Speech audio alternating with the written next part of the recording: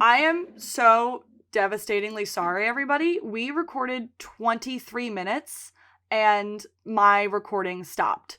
Hello, this is Amanda and Lena Hello. at The Luck We A lot Had. of it, yeah, a lot of it was spent talking about Stranger Things, though. I feel like we could speed run through the Emmys. Yeah, so we were talking about the Shameless alum we think are going to get nominated for Emmys. And you know what, frankly, we did go on a bit of a tangent for some of Right? it. I might just be able to read through my notes and we can just get it out of the way. Let's go through it.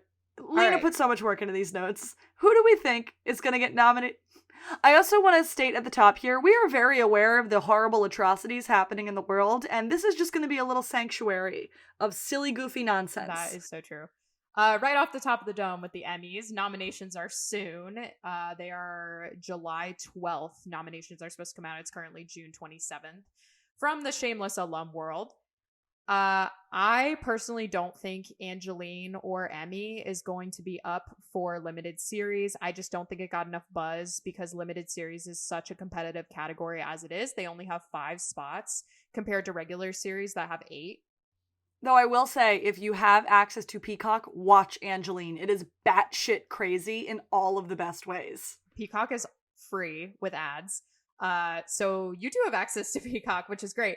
That's where I'm watching it. I'm like in the middle of it. I'm on episode 3. It is super great. I haven't seen any speculation for it on like nomination prediction websites, which is pretty sad, but limited series, very competitive category. In other Emmy news, she's going to appear in The Crowded Room, which is an anthology series about individuals with severe mental illness. It's also what Tom Holland's filming right now. I've seen pictures of him filming that because he wears like a wig. So that could be an Emmy contender next year or whenever it comes out. The limited series Made, which was produced by John Wells and his team, seems to be a strong contender in the category. Everyone can agree that Margaret Qualley, who's the lead actress of Made, is tied with Amanda Seyfried of The Dropout for Best Actress. For Alex Borstein, she will most likely be nominated for her work in Maisel, but I don't know that she'll win because she's up I don't against think she'll win. I don't think she'll win. She's up against some really serious competition. Sarah Goldberg from Barry, Janelle James from Abbott Elementary. Watch Abbott Elementary. If you don't watch Abbott Elementary, watch Abbott Elementary. It's so fucking good. As a person who grew up just outside of Philadelphia my entire life, watch Abbott Elementary. You're like, that's so it. Yeah. Possibly Cecily Strong as a nominee for Schmigadoon or SNL. I don't quite know which one she'll be nominated for. And then last year's winner, Hannah Waddingham from Ted Lasso. We talked about Ted Lasso for a little bit. We had some differing opinions, but also weirdly the same opinion. Yeah, it's like I liked that the show went darker in the second season and you still thought it was too light. Yeah, which was strange to me. Jeremy Allen White's new FX show, The Bear, is not eligible this year, and I'm thinking it may be overshadowed by next year just because of how fast the streaming industry moves, but I really hope it isn't because it was great. And I've seen a lot. I know we were worried about it like a couple weeks ago. I have seen a lot of buzz for it. People are grabbing onto that show like they grab onto other fandom shows, you know, making fan cams and shit like that. So that's great. Really, really good for them. Jeremy Allen White, like he does have the girlies in a grip. Like he's still hot. He is the white boy. His white boy swag is off the charts. He probably won't dethrone Eddie from Stranger Things, but he will be up there for his white boy swag. Or Miles Teller in the new Top Gun. I did see the new Top Gun last night, and while it is military propaganda, it slayed it. It was really entertaining. They don't make action movies like that anymore, so it's like it was very entertaining. My dad cried. Aww. So hard. He was sitting next to me. He was sobbing. I was like, Dad, nothing sad even happened. It was a happy cry. Anyway, episode 7 of The Bear is insane and masterful. It reminds me a lot of a darker version of Charlie Work, the Always Sunny in Philadelphia episode. It's shot like it's one take. I'm absolutely going to watch it after we finish recording. Like, I'm very excited for this show. And I mean it's not very long. It's the 8 30-minute episodes. Like it's really easy to get through. I finished it in a whole day. But the first 20 minutes or so of the finale, there's this really like stylistic opening scene And then Jeremy Allen White has an almost 5-minute monologue that gets like uncomfortable to watch. He's amazing. I'm glad he's leading. Really great supporting cast, specifically Ayo Edebiri as Sydney. You might know her. She took over for Jenny Slate in Big Mouth. Oh, I did not. For Missy. I don't remember if I did either, but she's the one who took over that as like the voice role. I think she also used to be a showrunner of like a pretty popular show, but I can't remember what show it is right now. Yeah, as well as Eben Moss's Bachrach. I think he's Jewish. Eben Moss Bachrach's portrayal of Richie. He plays such an asshole that I forget that he's probably like a nice guy in real life. And there's a good wrap up to the season, so I wouldn't be like totally pissed if it didn't get a season 2. I would be worried about like a sophomore slump because the first season was so fast paced and so built on this like tension that was left behind by events prior to the show. But the creators said that they thought of season 1 as an appetizer for the show that they actually wanted to make, more like a prequel for the show that they actually wanted to make. So it seems like they have a vision of where they're going. There is a cameo from Joel McHale as Carmen's like evil boss at his previous restaurant, which was super fun because we love Joel McHale. I love Joel McHale. He's great. I love a Joel McHale We sighting. love him in this house, right? It's like he just shows up in places and then you're like, oh my god, I know that guy. William H. Macy will most likely be at the Emmy ceremony. The Dropout is pretty much a lock for a limited series, and he's projected to be nominated for Best Supporting Actor. Not sure if he'll win, but I think he might have a really good chance this year. I love William H. Macy and Jensen Ackles having the I was on a hit television show for a literal decade, but now I'm on a different show that might win me something. Oh my god. It's like I love all of a sudden also straight men are discovering Jensen Ackles and they're like, oh my god, Jensen Ackles I keep is seeing hot. posts like that where they're like I'm not gay but he could hit, and I'm like, oh my god. Which like makes me so mad because I know the original intended audience of Supernatural was like straight cis like manly men, and then they got so fucking pissed at their actual demographic, usually women but like a lot of just queer teens and young adults, and they fucking hated that. And now he's on a show where like he can say fuck and do fun stuff. And like I'm watching the new season of The Boys going, this is Eric Kripke trying to write Supernatural. Like Homelander is Lucifer. Okay, Eric Kripke low-key loved that that's what their demographic ended up being though. I feel like he was like, this is hitting, like, all right. People are people. I mean, the fan fiction episode is fully them mocking the fan base, like, but that one and was I in hate like it. that one was in like kind of good fun. The first one with the books. No. That was the fan base they thought they had. And then the fan fiction episode with the musical, that was them mocking the fan base they actually had. Oh, that was past Kripke's time. Yeah. No, but I'm watching The Boys. Sorry, hard left turn to The Boys. I'm watching The Boys, and the character of Homelander, that's Lucifer.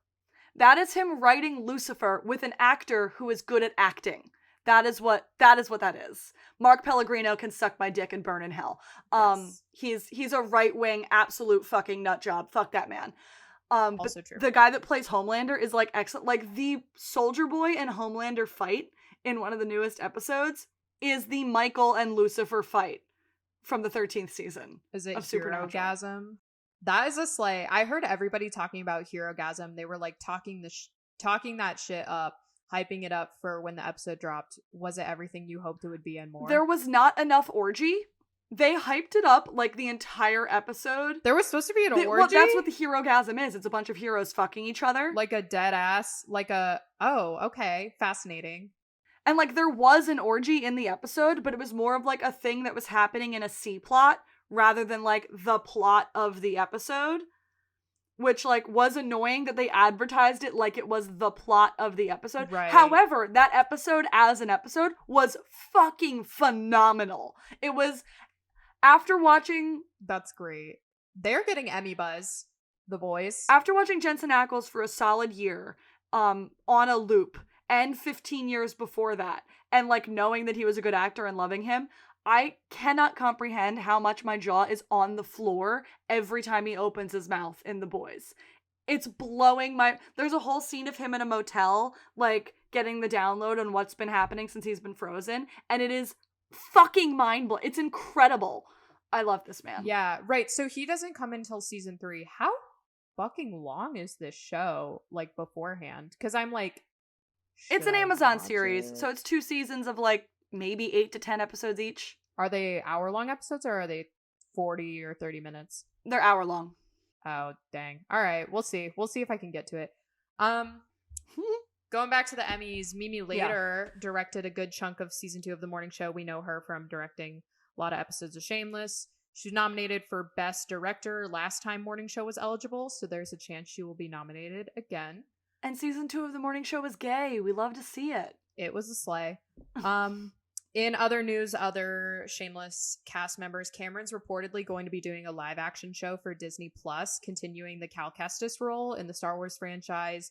That's all we really know about that. I really hope that Cameron isn't lost to the forever contract of like Disney and Marvel playing the same character but in different projects. I just like... I don't think Cameron would let himself get trapped in a contract like that.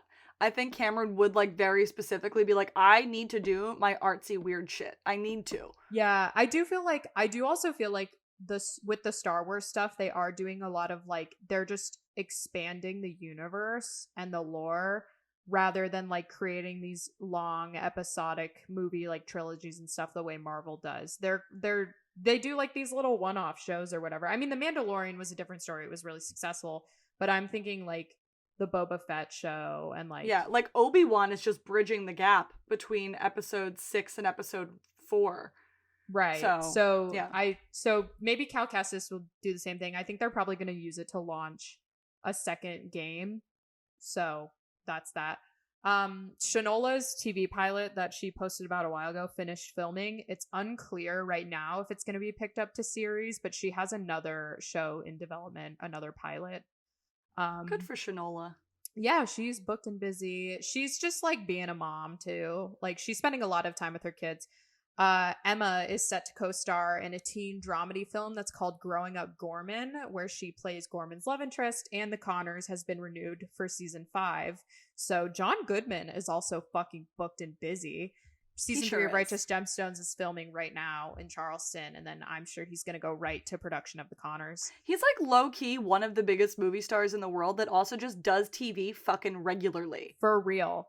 He loves it, and he also like lives in the middle of nowhere or so I've heard. Like he just like does his shit.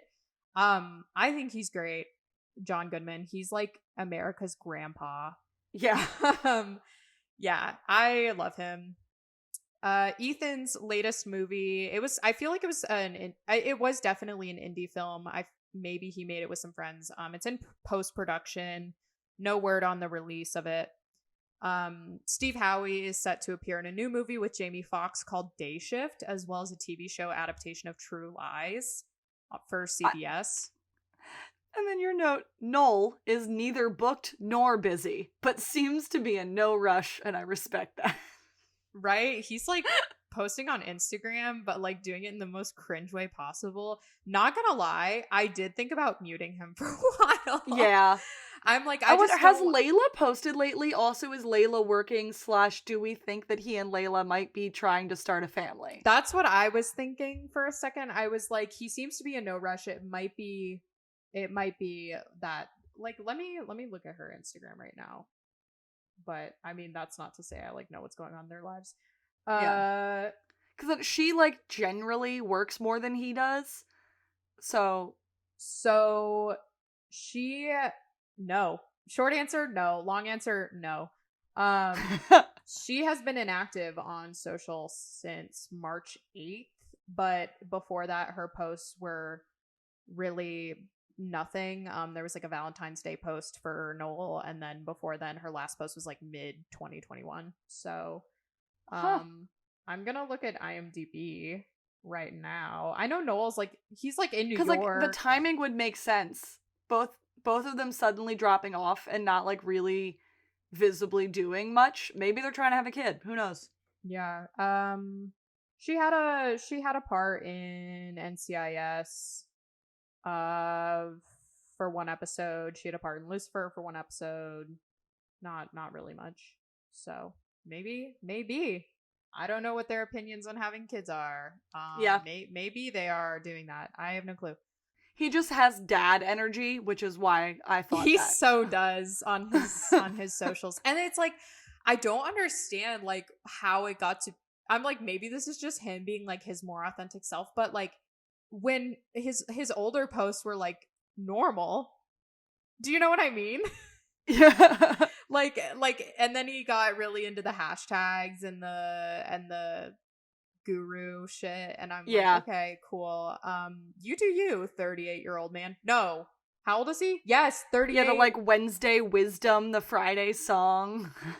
Yeah, he used to be really into like EDM and house music too. I remember that era. That was crazy. That era. All right, so that is our wrap up. Let's talk about the actual thing we came here to talk about. Yeah. So once again, 17 minutes into the podcast, but about 45 minutes into us actually recording. Let's get started.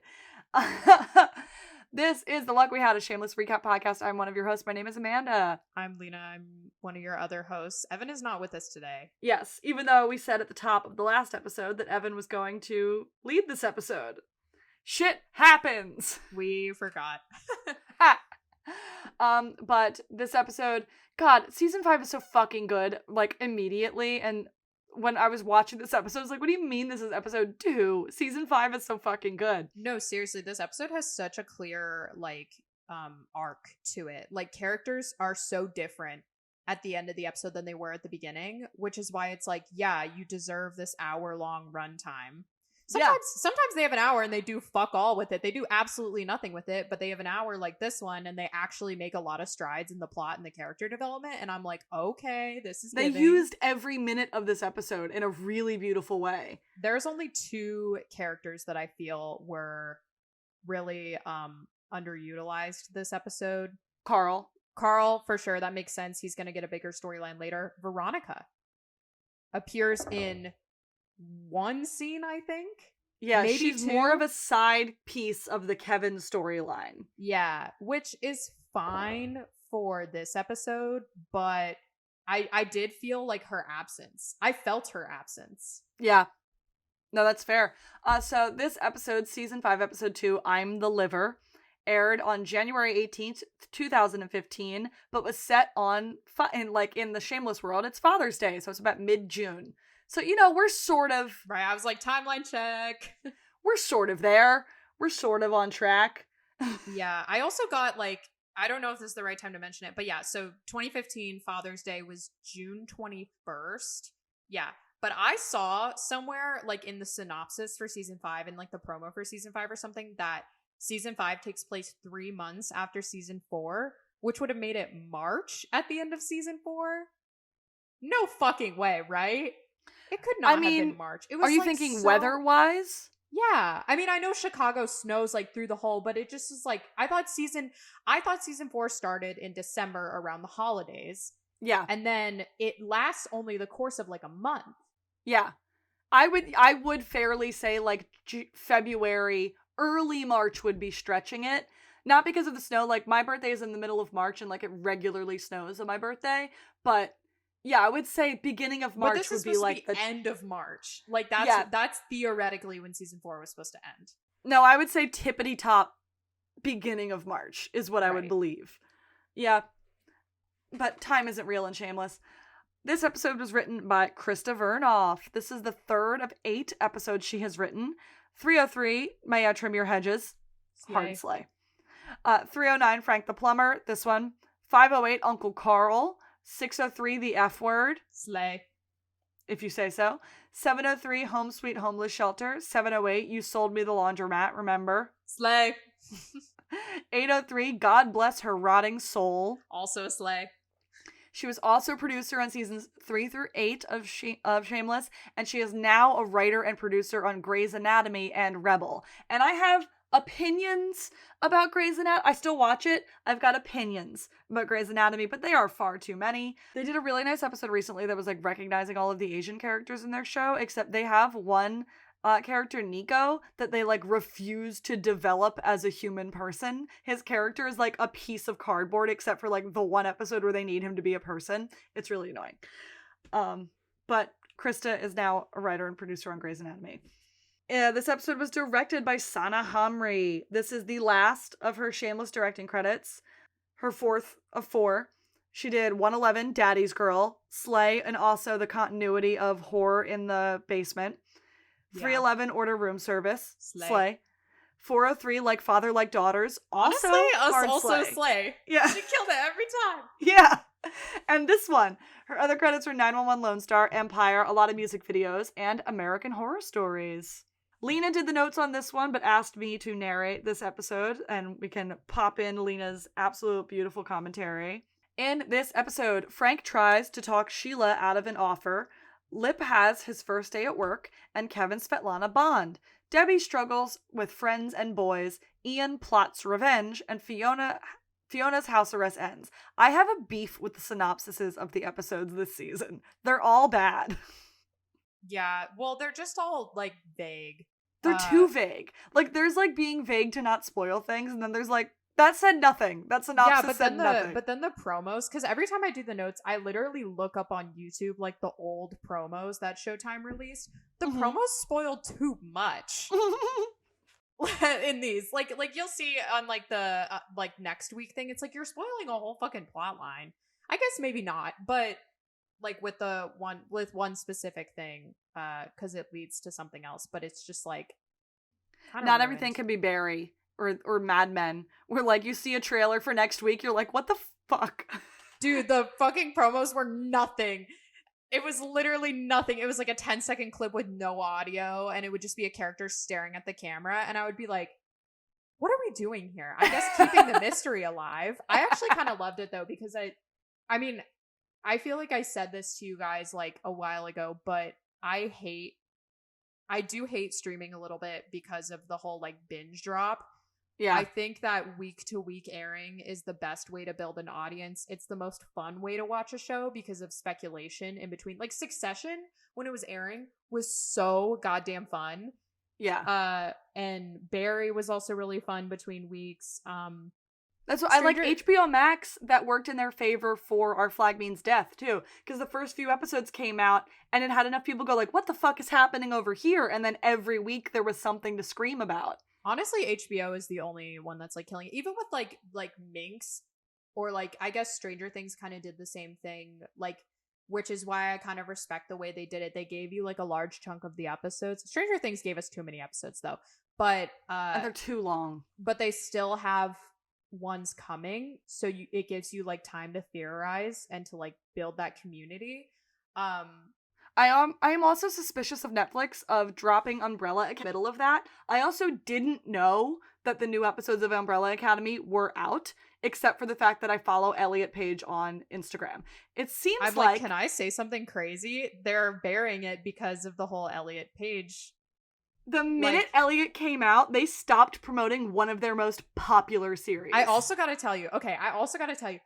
So Hulu just canceled Woke, with Lamorne Morris and Blake Anderson from Workaholics, and then holy shit, I cannot remember her name, but she was on Sashir Zamata. Sashir Zamata canceled that show, and I'm like, after season 2, and season 2 was so much better than season 1, and I'm like, it kind of makes you think, why would they cancel a show that works so closely with class issues and race relations and like does a lot of commentary on that, especially also because they canceled it like, I think the news came out like literally right after Roe v. Wade came out, and I was like, guys, this isn't great timing for you. Also, that show did pretty well, I think. Yeah. I mean, I don't know how many people watched it, but I'm not like I feel like I'm mad that it doesn't even sound conspiratorial when I say that Netflix they buried Umbrella Academy because they had an openly trans actor and they didn't want to deal with the show, even though it was one of the more popular shows on the entire streaming service. Especially because the show chose to have that character transition in storyline rather than having Elliot Page play a woman. Yeah. No, I agree. It was I don't like it. I don't like it. I'm like, it's like, we're not even like, it's not even it's straight up just what they did because of like the fucking algorithm and ratings and all that shit. It's like, I'm tired. Like, Yeah. All right, so the previously on for this episode done by Mickey. Oh God, I love this previously on. I think about it all the time. So sexy of you, Mickey. And I tweeted this on our podcast Twitter account. So much of this season is us I saw. looking at the adults in the show going, "You're so fucking hot, I can't handle it." Yeah, I do make a comment about Mickey. I'm like, he looks fucking baby-faced in this episode. Something about He does. this episode makes him look so much Yeah. younger than he looks. Even in the previous episode, he doesn't look that young, like as young as he does in this one. And I'm like, dude, what? I feel like it's just like, and this is like, it's kind of silly. Don't take it as seriously. Noel just has like old person face. Yeah. Yeah. So even when he looks young, he actually looks old. I just think he looks younger, but he still looks old. Because he was what, like 28 when this? No, God no, he was like 30. This is him under the L going like, I'm happy to knock your fucking teeth out. I don't actually give a fuck if you watched Shameless last week. Like, he does look so 19 in this, and I don't understand how. Yeah. He's like, people around here get their kneecaps busted or something for missing Shameless. I'm happy to knock your fucking teeth. Like, I don't know. Sit down, shut up, and catch up. Or don't. I'm happy to knock your fucking teeth out. Yeah. Also, smoking isn't sexy, but on him, yes, it is. And I'm so angry about that. On this cast. Yeah. Yeah. So previously on Shameless, Sheila is keeping track of Frank's meds and vitals post-liver transplant, being very wife. And Frank is frustrated with how much effort it is. I made a comment that seriously, where did this all go? We never see Frank do his liver stuff, but I feel like they mentioned it in season 11. Like, this show forgets that he had a fucking liver transplant. They forget. I do feel like we did make a comment in season 11 with the whole dementia storyline, because there is a Frank has a bad day where he feels really sick, and then Liam is like, did you take your liver medication or something? And he's like, oh shit. I feel like we mentioned that. We definitely did. Like, when Frank was dying, the show suddenly remembered that he had a liver transplant, but like for a while the show forgot. Just said, yeah, they said like he, because of his dementia, he like forgot to take his meds. So he had like, I remember he had like a really painful bad day because of it. Like, he had to take them, or maybe it was in like season 8 or 9 or something. I don't even remember. They do mention it like one time after, but it is like very few and far between. Yeah. After this like season 5 little plot line. Veronica's having trouble connecting with the babies. Her and Kev switch the quote-unquote like gendered parent roles. Sheila and Sammy hate each other. Not news. Ian won't see a psychiatrist. Fiona is flirting with Davis, the band guy, but she's also on house arrest, so she can't go to his concerts. But also, Fiona and Sean have some serious sexual tension. Lip starts working construction for Tommy. Gentrification is sweeping through the South Side and through this fucking storyline of all the rest of the seasons of this show. And Frank homebrewed what is possibly the most potent beer in human existence. Milk of the gods. Okay, gentrification storyline was kind of a slay. Up until a point. Up until it's 5 seasons later and we're still doing it. Well, it's like, shouldn't the neighborhood be gentrified by now? Mm-hmm. No, seriously though, it's like, it is worth talking about because it is a very real issue, but it's like, shouldn't the effects of gentrification have already either beaten the Gallaghers or they've overcome? They do overcome. They all move up in the sort of like class ladder. It is just very, as is the coverage of Frank's liver, it is very inconsistent. That is true. All right, so we open on Frank in some scrapyard, probably the demo site for the nursing home in the previous episode. He's letting a dealer try some of his beer, and he trades the mason jar because he asks the guy, how much would you pay for this? And he's like, I have a bag of edibles, and they make a trade. And then Frank looks at the sunrise, and he's like, look at that. Another day and I'm still alive. I actually really like Frank in this episode. Like, he's a good character. Yeah, also because he influences like the right storylines. Yeah. Like, I like how he exists as a character in this episode. He was really well utilized. Yeah, because it's not like he's not only trying to like cause havoc or like do a scheme. Like, he's also just kind of like doing normal old guy things. Yeah. Like walking around and going to the bar and like brewing his little home brew project and talking to his wife, and it's like, okay, cool. Yeah. We go to the Gallagher house. Fiona is flying down the stairs to find Lip in the kitchen making coffee because as of today, she is off house arrest. So she's looking for a screwdriver so she could pry her ankle bracelet off because she is allowed to take it off, but the probation office is closed, so she can't like get it taken off. So she can take it off and just return it tomorrow. And Lip's like, is that true? And Fiona's He's like, is this allowed? Because it doesn't seem allowed, but she's like, as long as it's undamaged, I'm fine. So he's like, don't party too hard and like fuck it all up, which like there's that hanging, that Chekhov's like gun. Well, it's also that they just don't trust her anymore. Yeah. Because she's broken that trust multiple times. But she's like, haha, no promises. Like, she's obviously joking, but Lip's like, Loki, like, no, like, I'm a little bit serious. Yeah, he's like not about to pick a fight with her, but that tension is there. Emmy and JW, like, they hold that tension really well. It's really nice. So timeline check. There's a lotto scratcher taped over the month on the fridge calendar, but like, smart move, set dressers, you've bested me again. No, for real. I mean, they started doing that in the later seasons. They would cover up with like a receipt or something, the whole word of the month except for like burr, because it's supposed to be like or like ER at the end, because it's supposed to be like sometime in the fall, so it could be like September, October, November, December. Like, but it's also like then they established that it's Father's Day, so it's June. Yeah, I got to that later. Yeah. So Lip says that he's starting his job today because city inspectors aren't supposed to be working on Sundays, so he anticipates Tommy will definitely have them doing something illegal, like dumping toxic waste. And he says he looks forward to the job because at least he won't have to worry about anything. And Fiona's like, cool, and like just continues to try to rip her fucking ankle bracelet off. Over at the Fisher Ball house, Kev and V attempt to calm their crying babies, and Kev has like the magic touch, and then he hands the babies back to V and they start crying again.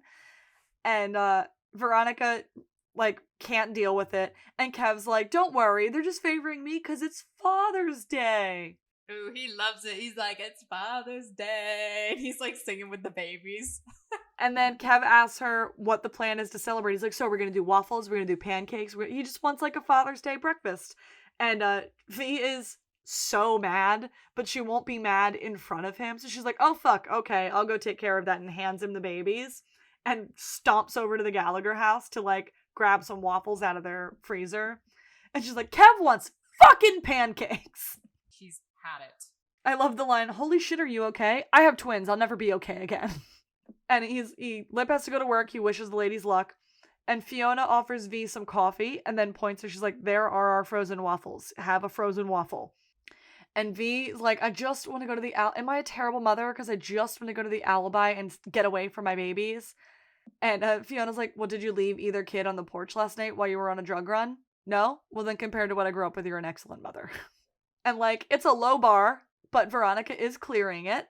And like, she very clearly has postpartum and doesn't have a healthy way to deal with it. So she's just like going to work instead. Well, and it's also like, at least, okay, this is like really low bar. Not even, but it's like, at least she's choosing to work to provide financially for the babies. Yeah. Do you know what I mean? Like, it's like she cares for them in a high capacity, but not in a way that she can like express. She doesn't know how to exist around them. Right. Yeah, but she's not like abandoning them. At least they have like Kev. Yeah. There's also that jealousy of like, you're bonding with the babies. Why am I not bonding with the babies? I'm going to go not deal with this and be at the Alibi instead. So at work, Tommy tours Lip around the demo site. He's like, you're going to pick up these pieces of concrete. You're going to put them in the Bobcat bucket. And then I'm going to dump the Bobcat bucket into a hole. And Lip's like, do I get to drive the Bobcat? Tommy's like, so you're going to pick up the pieces of concrete and put them in the Bobcat bucket. And then the first thing I clocked is that Tommy is wearing gloves and Lip is not wearing gloves. Lip, my man, you should be wearing gloves. He doesn't have any. Tommy should have given him his gloves. All he has to do is drive the Bobcat. He doesn't have to pick up heavy concrete. That's so true. But as Tommy starts to walk away, Lip's phone chimes and he pulls it out and it's just a titty pic from Amanda. And Tommy's like, cool, give me your phone so you don't get distracted by a titty pic and fucking die here today. And so he just confiscates his phone. And then he is a bit of a racist, and then he keeps it pushing. I think this is an AA meeting. At an AA meeting, Jackie, the waitress, is talking about how she wants to call her dad for Father's Day, but that he doesn't want to hear from her. And Fiona, looking so hot and sexy. She's seriously everything in this episode. She looks so fucking good. She's so hot and sexy, I can't handle it. But she comes in late and sits down next to Sean, and like her hair and the way her tits are sitting in that tank top, like, son of a bitch. She gives him his coffee, which she describes as coffee flavored sugar, because I guess he likes a lot of creamers and such. And she like shows off how bare her ankle is. She's like playing footsie in the air, showing him her ankle. And he's like, how did you get that off on a Sunday? She's like, screwdriver. And he thinks that is so hot and sexy. And so true of you, Sean. Back at the Gallagher house, Carl, Debbie, and Liam are in the kitchen. Carl is teaching Liam how to burp on command. I love that. Debbie asks what those two, Carl and Liam, are going to do to earn money this summer. And Carl says he plans on having sex with so many girls that they'll start paying him for it because it'll be so good. And then she's like, that's not going to happen. You're literally in a stolen wheelchair right now. And he's like, chicks dig wheelchairs. And Debbie's like, I swear to God, if you lose your virginity before me, I'm going to stab you in the fucking face. Right. And no, she's like, I'll stab you to death. And he goes, I'm supposed to keep it in my pants till you're 30. And she says 30. And he goes 40. He got her ass. He got her ass good. I remember like in the height of Shameless, like 2015, 2016, when everybody would use, and they would make like thirst edits of Carl, even though he was still a minor. Yeah. And they would just do the fucking like chicks dig wheelchairs. Like they would use that clip in everything. Oh my God. And I'm like, guys, are we watching the same show? Because this guy looks like a loser to me personally. He's 12. So Carl is like, come to the pool with me later. And then there's a knock at the door and Debbie looks out the window. She's like, it's some weird guy. I'm going to go get my pepper spray. And so Carl sends Liam to the door, and little baby Liam opens the door. And this man, who is a man you've seen in one episode of Fucking Everything. Hold on. He has some serious eyebrows. He does have some very serious eyebrows. And you've seen him he's a character actor who shows up in Fucking Everything. Hold on. Patrick Fischler. He was in Mad Men. He was in Lost. He's in The Rookie. Like, he's literally in one episode of every TV show you've ever seen. He says he's looking for Frank, and he starts to say that Frank's liver was, and then he starts crying before he can finish talking. So Carl's like, yeah, go to fucking Sheila's house. How this man finds out later what Sheila's house is a mystery to me, but those are all the directions he's given. And then Liam slams the door in the crying man's face. And the next scene is hard to describe in words because it's two alternating plots with Fiona, but at Patsy's, Sammy is following her around, being so fucking annoying, wanting Fiona's help with setting up a Father's Day celebration for Frank, and she's like, can I use your house? And you can even come. And Fiona's like, fuck off, you're not cooking Father's Day breakfast for Frank in my kitchen. And Fiona walks by one of her tables where there's like a heavyset married couple eating. And the man asks for ketchup. No, please. No, hello. Excuse me. Just ketchup. And she's like, she's a great waitress, by the way. She's like, right away. And she goes to grab it. And then Sammy... She knows it's a holiday and like tips are going to be good. Yeah. Or they should be good. Yeah. And Sammy continues to follow her, trying to like bug her. And Fiona's like, no, fuck off. And then comes back and the guy's like, Tabasco. And she's like, all right. And goes around and grabs that too. And then she comes back. He's like, more syrup. And then she goes around and like him and his wife do like a what the fuck look at each other. And then she brings up the Tabasco and he's like, or the syrup, and he's like, creamer. And she's like, cool. Now while I'm standing here, is there anything else that you want? And he goes, no. And she goes away and Sammy follows Fiona behind the counter at work, continuing to be the most... it is at this point of Sammy's characterization that I want to throw her off a cliff. I hate Sammy so much. It's so something she would do, though, like follow her behind the counter at her place of work, then just like think she's entitled to do that. It's like, bitch, you don't work here. Yeah. This is a restaurant. It's different. It's different when Fiona like gains ownership of the restaurant because it's like, well, Fiona owns the restaurant and you're her family. But like, she just works there right now. Yeah. Why are you doing this? And so Fiona brings the creamer back, and the guy's like, "Get me more butter." And she like takes a centering breath. He doesn't even say like, "Can I have?" or "Get me more." He literally just says the word. He's like, "Butter, more butter, syrup," and then or like ketchup. And then they're like, it's this part's it has real like give a mouse a cookie vibes. But like Fiona's like takes a centering breath and she's like, "Right away." And then she's like, "Sammy, you should also not be doing nice things for Frank." And then we cut away from that scene. Then we're in Ian and Mickey's room at the Milkovich house. We find Ian tying his tie and Mickey lounging like pretty much naked in the bed. And we're about to find out with some stupid dialogue. Shameless be like, "We can't show, we just tell." Right? They're like, we don't have enough time to show, so we're just gonna tell by having characters talk to each other in the most scripted way possible. Yeah. So Isadora, Svetlana comes in, also looking like her pregnancy, woman's glowing. She's so hot. She comes in, she's like, "Will you take Yevgeny for a run?" He's like, "Can't, I have to go to a funeral." He goes, "For who?" And Mickey is like, "Some fucking guy he doesn't even know." We find out it's like an army guy. And then Svetlana's like, "Oh, so you take baby to funeral?" And Mickey goes, "No, it's illegal in this country." She goes, "Sure it is." She's like, "Aha," and then she just leaves. And so Mickey's like, "All right, I'll go with you to the funeral." And that's when you notice the Billy the Puppet mask from Saw hanging on the door. Yeah, he has hanging on his door is a Billy the Puppet mask from Saw, and it caught my eye like at that moment, and I was like, no. I was just like, why, as a piece of set dressing, would they do? Does he wear it during sex? Like, what is this about? I think he might just like Saw. I know he just likes Saw. Well, because other characters in the show have like watched Saw. Like Carl was watching it on TV a couple seasons ago. Yeah. But I'm just like, so set designer found or went out and bought that and said, it's a character trait. Mickey likes the Saw movies. I don't know. But Mickey is like, "Okay, I will go with you to this funeral. Can you at least not wear your uniform? Because every fucking MP in this country is looking for you." And Ian says it's a sign of respect. So Mickey's like, "Okay, crazy bitch. I guess I'm doing this with you."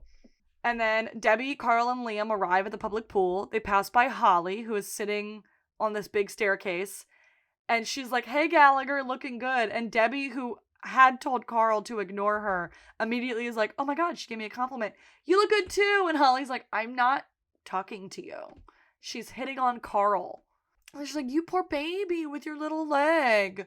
It's a child. It's a scrawny little ghostly Victorian child broken in a wheelchair. And then Debbie's like, she's just doing that to mess with you. And he's like, "Yeah, I hope she blows me to mess with you too." And you know what? They're like both right. Like Carl is one-track minded. Back at Patsy's, the couple from earlier is leaving, and Fiona chases after them, asking if there was a problem with the service because they did not leave a tip. And the guy's like, "You were slow."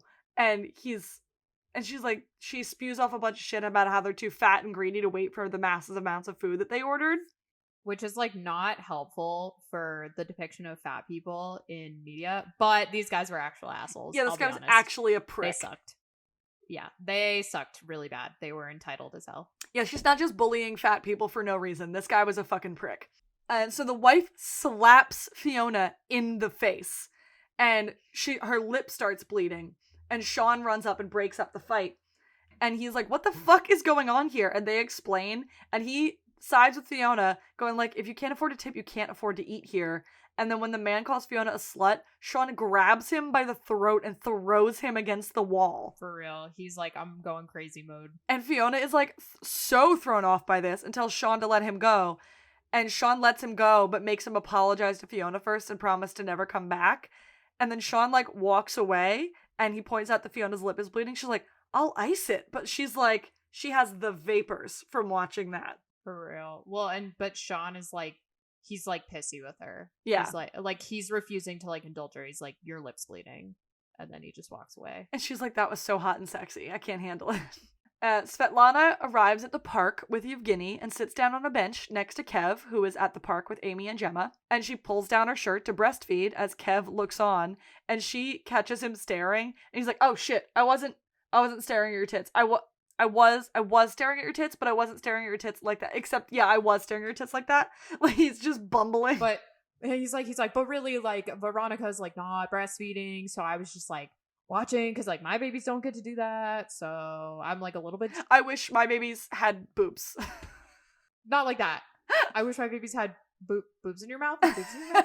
No, but he's like, I'm just, like, weirdly jealous on behalf of my babies. Yeah. It's like, okay. This is the beginning of the burgeoning, beautiful friendship of Svetlana and Kev, and I do love it. And she's like, he's like, well, the baby just bit her once or twice, and now she gave up. And she's like, imagine you are swimming, and then a shark swims up underneath you and bites you in your ballsack. That is what it feels like when they bite us. And he's like, oh, fuck. But she's like, you still shouldn't quit, though. She is strong like ox, this Russian woman. And she's like, husband has no interest in caring for Yevgeny. Orange boy helps. And then she asks Kev who helps him, and he's like, I don't know. V does not have interest. She just works a lot. And Svet's like, all right, give me the baby. And just attaches one of the babies to her boob and starts feeding them. Back at the pool, Carl and Holly are making out. Debbie is sitting with Liam, who has covered himself and her hair with ice cream. And she watches a cute guy and his girlfriend get into an argument. And then the girl throws her drink on this guy. And she watches the guy, like, jump in the pool to watch it off.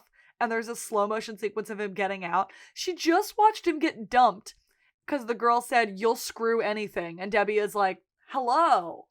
In Patsy's, Sean is frustratingly looking at order tickets, and Fiona comes up to him telling him to let it go. They were just fat assholes. The show does suck sometimes. Sean is mad at her a little bit for fighting with them, but also says that assholes like that keep his business alive.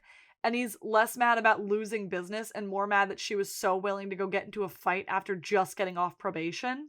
And she says that she just went out there to ask about her tip, which, girl, you came in hot, if that's what you were asking.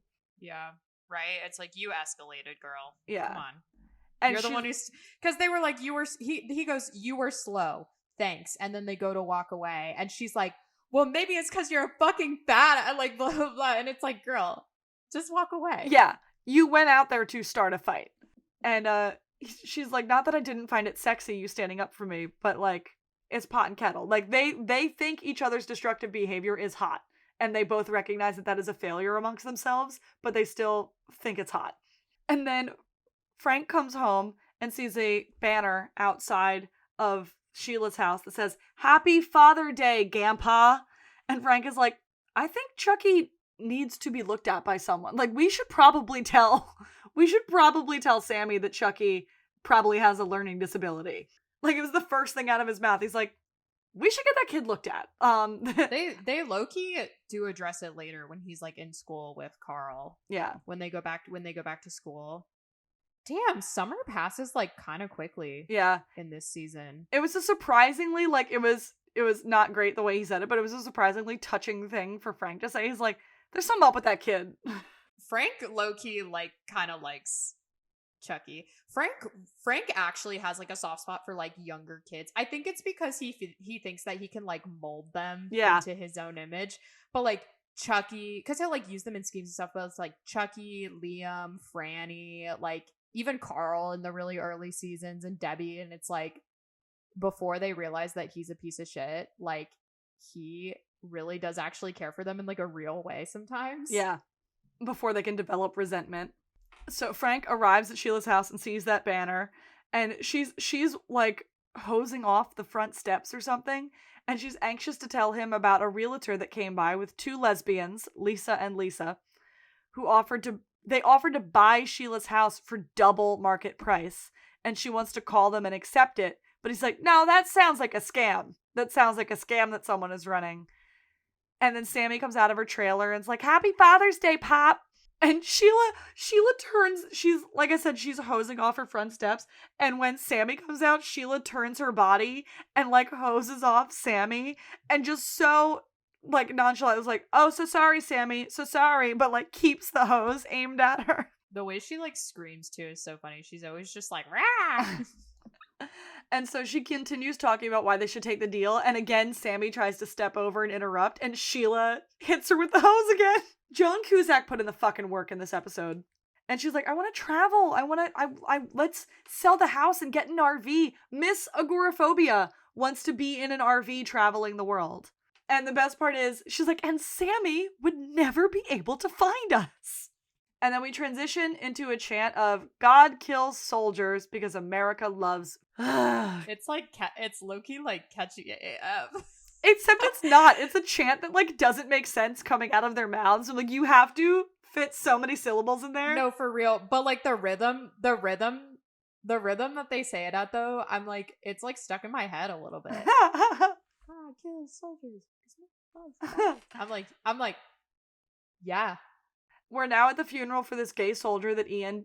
No, I don't even think it's a gay soldier. The Westboro Baptist Church will just show up at soldiers' funerals and do this. It doesn't matter if the soldier was gay or not. They'll just show up at any soldier's funeral and do this. Oh. I think he is a gay soldier, though. I think that's the reason Ian's going, maybe. Or maybe just because he's a soldier. Yeah, he's just going because he's a soldier. Like, they didn't do this like, at gay soldiers. Gay. Because Don't Ask, Don't Tell, I think, was still in effect. And they... I think isn't it still in effect today? No. It was during Obama's presidency. I just don't forget. I don't remember when. But you know, like, the Westboro Baptist Church will just show up at any soldier's funeral. They'll show up at, like, the funerals of children killed in school shootings and do this specifically. There's no logic. Their brain cells don't fucking talk to each other. And so Ian is, like, standing there fuming. And Mickey, you can see Mickey standing there fuming next to him, but, like, reining it in. And Ian's trying to pay attention to the sermon, but, like, the chanting grows more and more in his head. And eventually he snaps. And he's like, oh my God, shut the fuck up. And Mickey, like, tries to calm down. He's like, you're making a scene. You are making a scene at a place where you could already get arrested. What are we doing? And Ian, like, breaks away from the service and picks up a cross and starts to wield it like a weapon. And they're like, you can't do that. Yeah. Mickey is, like, trying to calm him down, and then another soldier comes over and he's like, you cannot be wearing a uniform wielding a cross as a weapon. And Ian's, like, yelling and screaming, and the guy's like, I hate these motherfuckers too, but if you don't stop it right now, I have to call your commanding officer. Gallagher, is it? And that's when Mickey steps in. He's like, all right, no, we're getting away from this. He's like, no, we're leaving. Yeah. We're leaving. Thank you, big, strong, tall man. We're good. And then Mickey tells him, if you need to come after these people, it has to be with a plan. Let's go home. Let's make a plan. He's trying to just de-escalate and get Ian out of there. He also looks so good in this suit. At Sheila's house, her and Frank continue their discussion of the realtor's offer. He's like, why? What is the catch? What is the scam here? They just offer you twice what your house is worth, and but what's the scam? And so he pokes his head out the window. He's like, she knows scams. Let me run it by her. He literally is like, Sammy! And she just, like, comes running. I love this scene. The fact that he just poked his head out the window like that. And she stands in the yard, like, totally just indulging in this conversation. She's like, yeah? Like a drive-through window. He pulls it up. He's like, Sammy! Yeah, Pops? And she's like, it's not a scam, it's an investment. The Chicago Tribune named this neighborhood an up-and-comer. And so he's like, oh, cool. And then he slams the window back to his conversation with Sheila. Yeah. She, like, says it in such, like, a way. Yeah. I don't even know how to describe it. She's like, it's not a scam. An investment. Yeah. And I'm like, okay, Sammy. It is a child excited to present information they just learned. Like that. She's like, Dad. And Frank's like, oh, fuck, these are gentrifiers. You are absolutely not selling this house. Yeah, because he's like, I saw it. Yeah, he's like, they're going to keep moving into this territory. They're going to raise the cost of living, and they're going to force all of us out, which, like, is true. That is what happens. The poor people in the neighborhood get forced out of the neighborhood they've lived in their entire lives. Do you remember if their neighborhood is Back of the Yards or Canaryville? I think they're Back of the Yards, because I think multiple times in, like, certain seasons, someone's been, like, when they've talked about the South Side, they'll be like, oh, I'm Back of the Yards. Like, I think it is Back of the Yards, yeah. I think Mickey is from Canaryville, though. Because the Milkovich house is a couple blocks down. Yeah. It might be, like, right on the I border. Yeah, Mickey's Canaryville, Ian's back at the yards, I think. And he's like, we're absolutely not doing this. And Sheila's like, yeah, but what if we take the money and we travel across the country in an RV and we get the fuck away from Sammy? And then Frank proceeds to equate. See, I couldn't tell if he was being anti-Semitic or if he was saying this happened to the Jews. I couldn't tell what he was doing there. I think it's, I mean, honestly, like it's, I wouldn't even call it like anti-Semitic. I would be like, it's just like in poor taste. But he just compares. I didn't know if he was being like rich Jews that buy up a neighborhood or if he was saying this happened to Jews in the Holocaust. I couldn't tell what that metaphor was. He was saying this is like what happened in the Holocaust. He's basically saying like they're gonna come in and kick us out and raise the cost of living and like and drive us out. That's basically what he's saying. But I'm like what you're actually talking about is just like discrimination. Yeah. And like redlining and stuff. It's like this is already like this is not.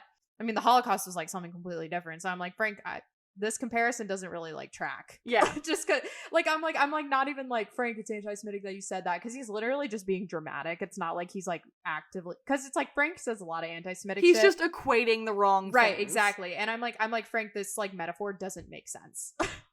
It's like not really right. Okay, good. I was like, at the beginning of that sentence, I was like, is this anti-Semitic or is this, what are we doing here?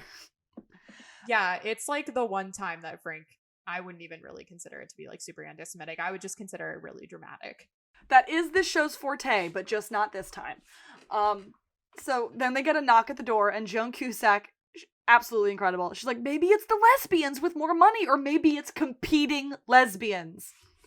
Also, the lesbophobia in like the lesbians being the ones taking over the neighborhood is like such an overarching problem I have with the show, but so instead it's not the lesbians, it's the man that Liam slammed the door on earlier. His name is Wade. The way that she puckers her lips when she is disappointed with who is standing there. The Joan Cusack slay. I love the Joan Cusack pucker. He said his name is Wade, and Frank is the man who received his son's liver. Oh my god. And Sheila, you could tell he was like hyping himself up to say that though, because he started crying the last time. Yeah, you could tell as he was walking over. He was like, I'm Wade. Frank got my son's liver. Like, he's done this so many other times with the other organ recipients that he's like, this is my little script, and I absolutely love it. And Sheila comes in, and Frank, without missing a beat, like he hears the part where he has this guy's son's liver, and he goes, "You can't have it back." Like so quick. And he like backs up against the stairs too. He's like, "You can't have it back." And Sheila's like, "Oh my god, like, what? Let me try and fix this immediately." And Sammy lets herself in, just like she sees a crack in the door, like a cockroach. She's coming in. And Wade invites Frank to a dinner that evening with his wife and all the other organ recipients so that he can have one last Father's Day with his son. He's funny. He says like, he's like, everyone else is already invited. Sorry, it's such short notice. We couldn't find you. He was like, you have like no record for where you live, and then I went to your house, and then they told me you were living here. So yeah, now I'm here. And Frank accepts the invitation because Frank loves free food. And Sheila walks him out, and then Sammy tries to invite herself, but Sheila is so goddamn funny. She's like, "Well, I don't think you're invited." So, and then back at the pool, Debbie watches Carl and Holly's PDA. And then she switches her sights to the boy earlier, and she builds up the confidence, still with ice cream in her hair, to go and talk to him. And she didn't know. She pulls Holly and Carl off of each other, and she hands Liam over. And then she sits down next to the cute guy and awkwardly tries to like really flirt. And she's just really staring at him and like pulling on her braid. And he looks over just behind her. There's a day camp for like children like behind her. And a lot of them have like ice cream all over their face. And he looks at the ice cream in her hair and the fact that she's just staring at him. And he's like, "Are you lost?" Oh my god, it was so embarrassing. It was like embarrassing for me to watch. It reminded me a lot of like the movie 8th Grade. Not like anything in 8th Grade happened like this, but there's another like cringe pool scene. Yeah. So in that movie and I was like, ugh. That movie is the cringiest, but like good for that because it's a movie about being in 8th grade, which is cringe. The thing is too is that like the way that they made Elsie Fisher look, or just the way that she did look, was exactly how I looked in middle school. Yeah. Like long ass blonde hair. Yep. And I was like, and like heavy eyebrows. Like that was me. What a mood. How relatable. And then Debbie is embarrassed and shocked by what just happened to her, so she just jumps in the pool to get away from it. Right, like poor Debbie. And then, you said subtext time. Oh yeah, subtext time. Well, also there's like ADR of the counselor guy to like add depth to the scene. I don't even know, but he's like, are you missing one of your kids? And the counselor guy, you can hear him like in the ADR is like, what? And then he's like counting. He's like, 1, 2, and he's like, nah, I got all my kids. It's like, what? Okay. So I know that we all see through the whole like Debbie suddenly a lesbian thing because the writers originally were going to have that storyline be Fiona before she left. But I'm a funky little lesbian and I have some empathy for Debbie sometimes. So let's say theoretically that all of Debbie's storylines are influenced by her undiscovered homosexuality. Like that's who she is as a character. Is her disgust at Holly and Carl making out and like immediate pursuing of a traditionally hot guy just compulsory heterosexuality because she has a crush on Holly? I wish that was what the writers had intended. Right. Yeah. But it's like she does, like, now that I think about it, like making Debbie gay did actually make a lot of sense for her character in the long run, because when you think back to all the things that she used to do, they were like traditionally feminine, traditionally heterosexual things. Getting pregnant. Yeah. Like purposefully being obsessed with getting a boyfriend, losing your virginity, having this like beautiful popular girl that she like looked up to and was also like super dependent on. Yeah. It's and then transferring that over to Mandy and transferring that over to Svetlana, like, yeah, being hyper feminine in a house of like mostly boys. Yeah. Like it's just like it really makes and then actually when she like accepts her lesbianism and stuff, like leaning more into like her masculinity side a little bit with like the welding job. I don't know, like it kind of makes sense. Yeah. And the only other woman that she had in her life to look up to was like also like a very sexual, very feminine person. So that is who she models herself after. Like even later in this episode, the outfit that she's wearing, I think, is one of Fiona's old outfits. Yeah, she's like wearing Fiona's heels and stuff like that. Like you can just tell. And so I'm like in the long run, it does make sense. I know. I love that it does track, but it was an accident. So at Patsy's, Sean's son Will comes to visit because it's Father's Day, and Jackie points out that Sean is a really good dad. And this dialogue does feel shoehorned in. But Fiona's like, "Do you miss your daughter?" She's like a burn all over my body. Like, we get it. We understand she's got a kid and she can't see her. Thank you so much for more of that conversation. And then Fiona brings her next order over to our table of future rock stars, Davis and his band. And Davis sees that Fiona's ankle monitor is gone and he like grabs her leg. She like puts her leg up and he like fully grabs her calf. And he like starts caressing it's like weird, like in the restaurant. And it's like, of course he's like that. And the other band members give him a hard time. Specifically Gus is like, "Hello, we eat here all the time. Can you not fuck the waitress and fuck this up?" I do like that they like put Gus into the background of scenes and like gave him lines before they actually introduced him as a character. Yeah. I thought that was good. I was like, oh, this feels a little more natural. It's like he was always here, she just didn't notice him. Yeah. Because we're seeing things from her point of view. And Davis invites her to his show that night, and he hands her a flyer with his arm around her waist and tells her she's welcome to bring her man because he sees them like looking at each other. And she's like, "He's not my man, just my boss." But she low-key says it like loud enough for him to hear. It's like on purpose. She's like, "He's not my man, just my boss." And then like walks away. And I'm like, okay, sure, girl. For sure. At Kevin V's house, Svetlana's hanging out on the couch while Kev asks her like parenting questions. And they seem to agree. They're like, "Listen, I don't want to make him cry it out, but like sometimes it feels like a necessary evil." And Kev's like, "Especially with 2 babies, it's a struggle." And Svet's like, "Oh, I can't imagine having 2. He's like, "What are you talking about? You're about to have 2 because she's very pregnant." She's like, "No, surrogate. I rent a uterus like youth hostel." You're right. Svetlana is made of golden one-liners. There are just the quippy little things that come out of her mouth. And Kev relates about how Carol did the surrogacy thing for them, but then she ended up keeping the baby. He's like, don't do that. She's like, there's no way. They pay for service and delivery, and I will deliver. She was like, have to start, have to deliver. I will deliver. And they bond, and it's really cute. And Kev picks up one of the babies, who immediately starts pulling on his hair. And Svetlana's like, get a haircut. And Kev's like, nah, V likes my hair. And he was like, I kind of thought that you were just like a sex worker that is just around. She's like, it's okay. I thought you were a dumb shit bartender. Everything's fine. Now we're friends. And there's a knock at the door. It's Debbie. And Kev opens the door and he's like, hey, Debs, do you know Svetlana? She's like, of course. She's my brother's lover's baby mama. And Kev just goes, oh, right. Oh, right. Anyway, what do you want?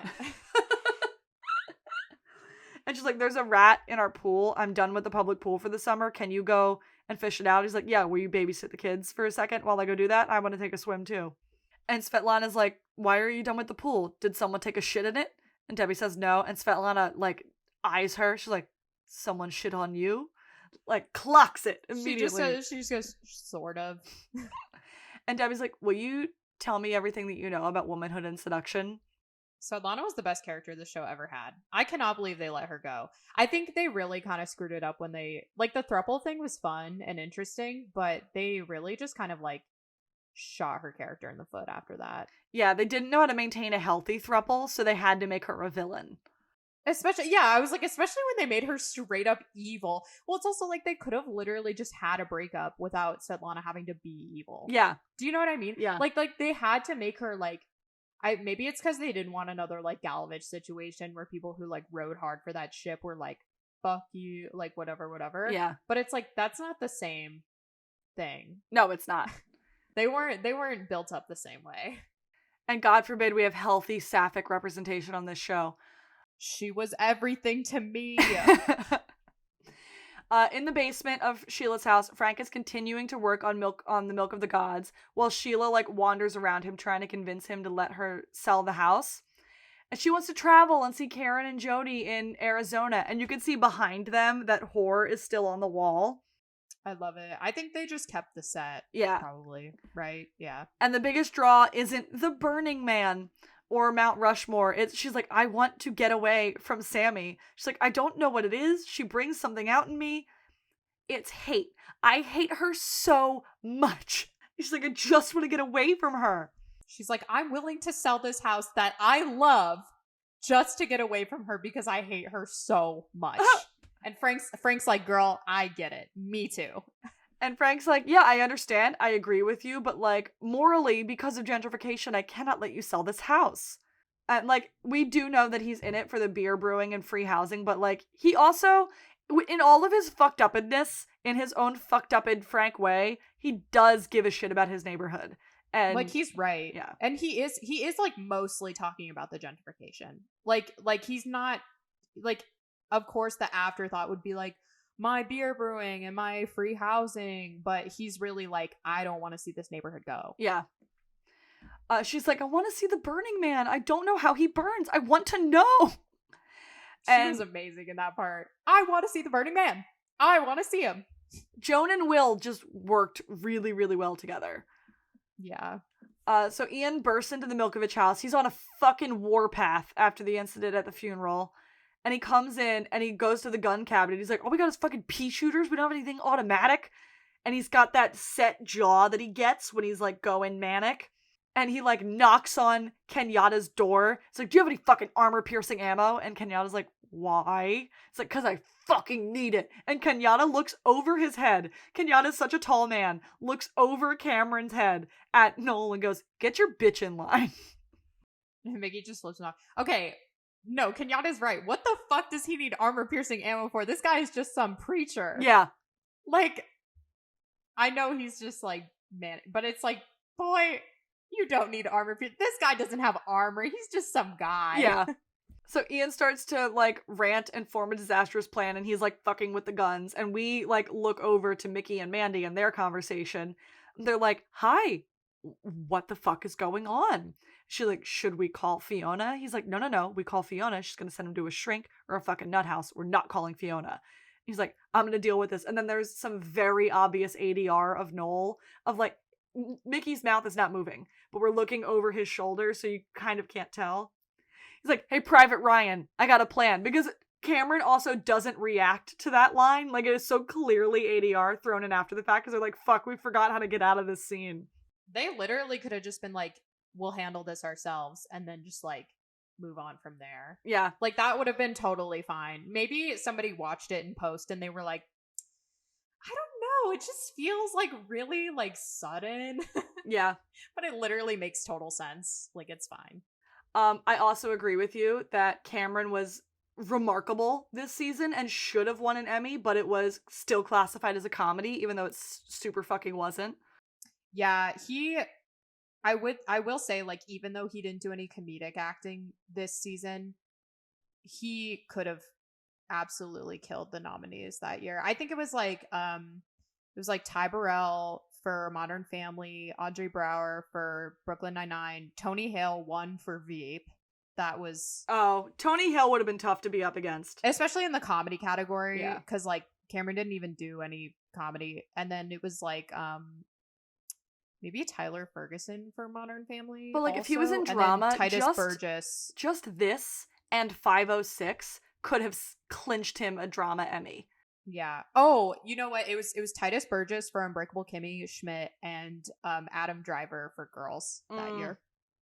I was just looking at it like an hour ago. That's why I remember. Joan I can't did just win. recall that. Joan won for Best Supporting. Joan won for Best Supporting. Is that the only Emmy the show ever got? They won Emmys for stunts, but not any acting. William H. Macy was nominated like 8 times or something. Joan was nominated 3 or 4 times. This is the only time she won, which I thought was interesting because she literally only appears in 3 episodes this season. Yeah. She runs away with it, though. She did some doing. She didn't win for any of the past seasons that she did, though. And then we return to the construction site. Tommy is blowing a whistle to signify the end of the workday because he's not paying overtime. And they're like, oh my god, Gallagher's still standing. And they placed bets, and Liv's like, oh, so I win the bet? And they're like, no, we're gonna spend this on drinks at the Alibi. And he's like, here's your phone back, go home, shower, meet us at the Alibi. And Liv's like, so cool. And he goes and he wanders by the fence and he falls to the floor. So exhausted. My poor little baby. The first manual labor this man has ever done in his life. And he's pretty freaking strong. He's in great shape. It's literally just construction just fucking kills. Yeah. It kills you.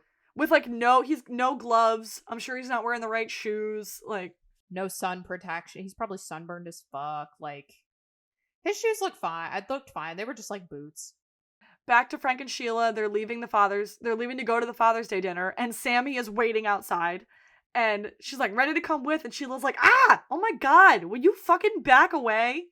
You weren't invited. Funny. She keeps going, Sammy, you weren't invited. Like, she just fucking says it to her face. I love it. And then Sammy, in the unhinged way that she yells, is like, I'm entitled to spend Father's Day with my dad.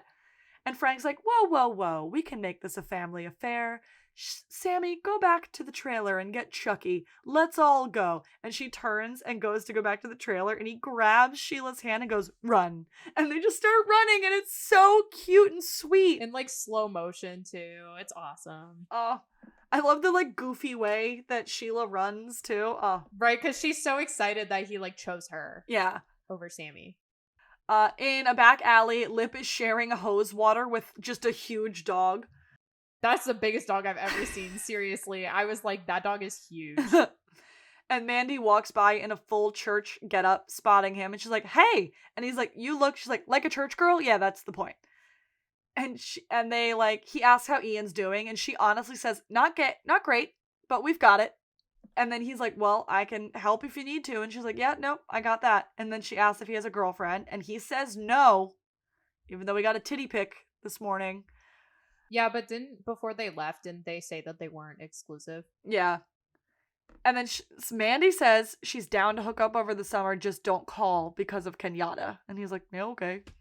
Yeah, I feel like this scene was really interesting when I was watching it because instead of them trying to like play things off or be like, yeah, like, no, I got it. Like, they're not actively trying to push each other away. They literally just say okay to everything that the other person offers.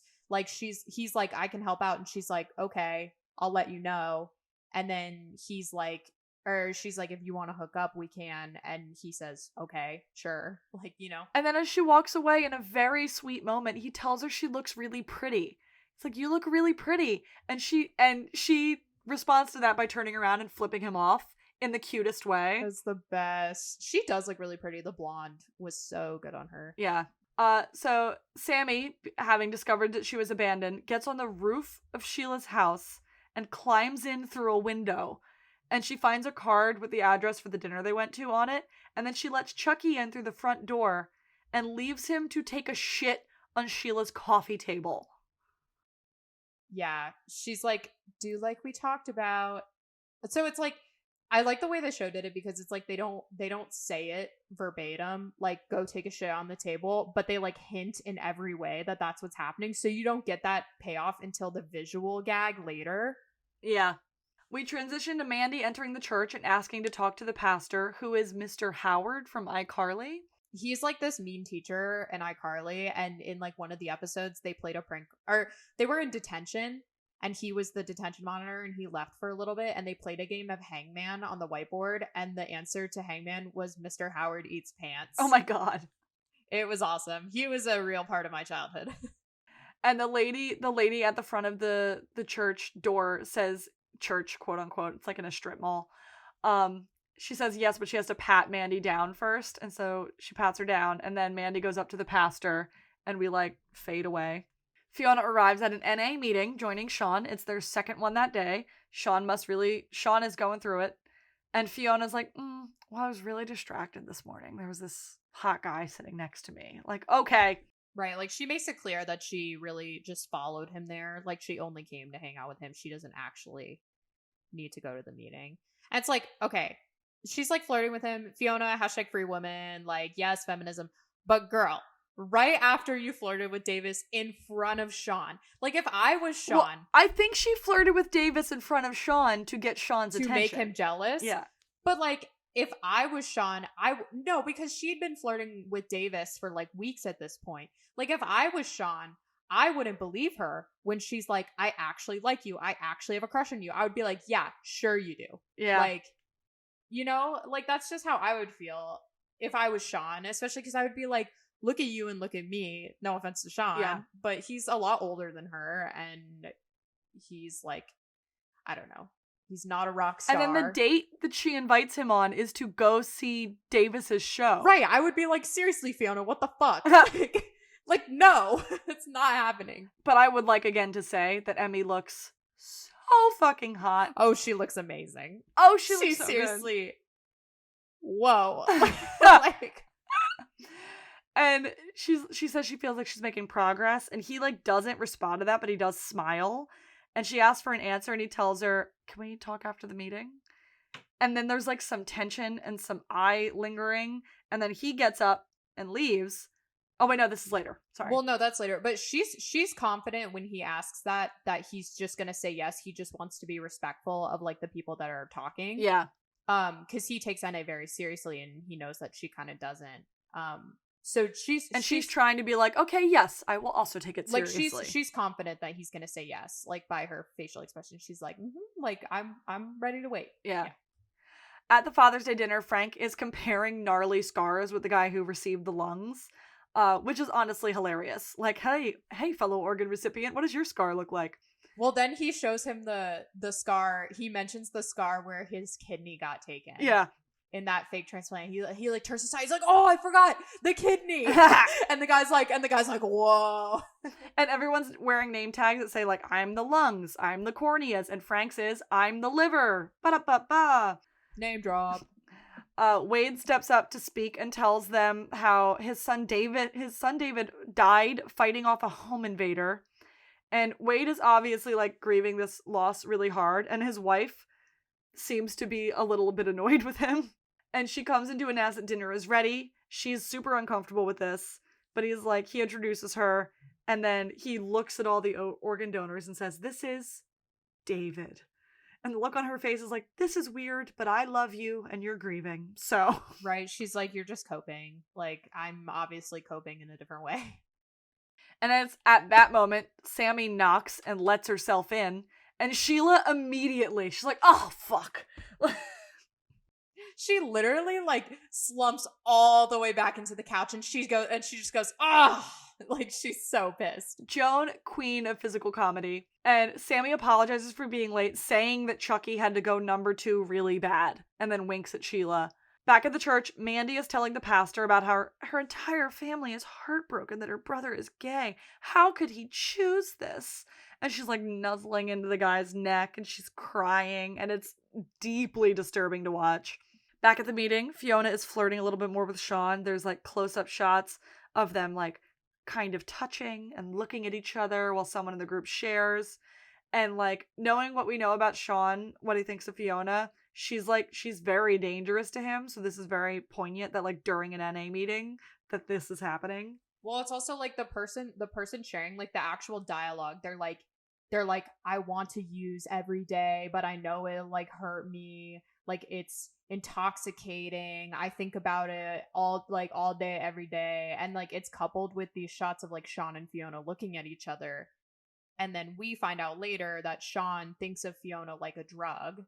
Yeah. Like something that he can't get himself involved in. It's like, okay, that was pretty good, Shameless. I'll give you guys that one. That was good. That was pretty good. At the Milkovich house, the other vets, Ian and Mickey, discuss the plan, and they seem to be talking about like doing something to the pastor but not hurting him, but they don't mention what that is.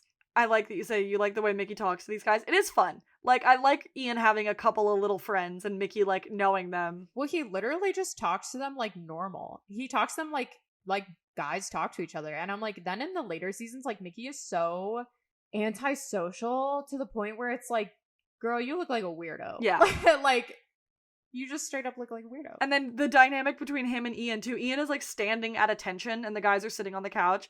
They're like, well, someone has to do it. And Ian's like, I'll do it. And Mickey goes, no. If you do it, you'll fucking kill the guy. So someone else has to do it. And Ian's like, well, then why don't you do it? He's like, it's my fucking plan. That's exactly why I don't have to do it.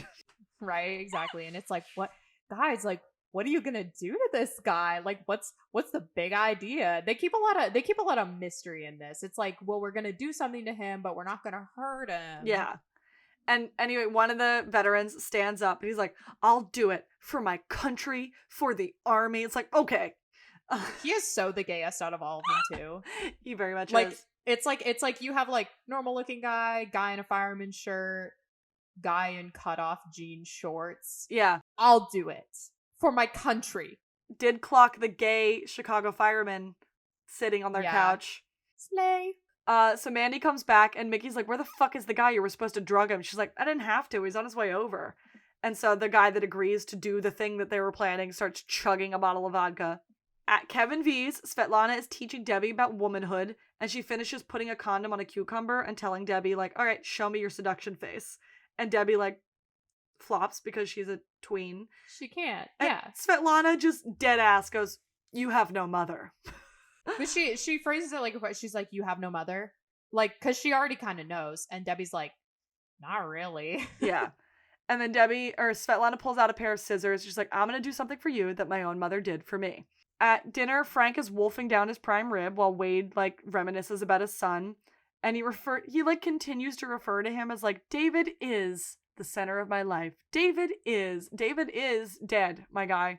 I know, it's like, I know people like do that, but especially at this whole dinner thing, it's kind of like, wait, like, you're coming off a little strong here. I know you're coping. It's also a little bit disrespectful to the recipients of the organs. Like, they are, in fact, people. It almost feels like you're like, yeah, you're like bitter that they got them. And it's like, well, I'm sorry, they had nothing to do with your son's death. Yeah.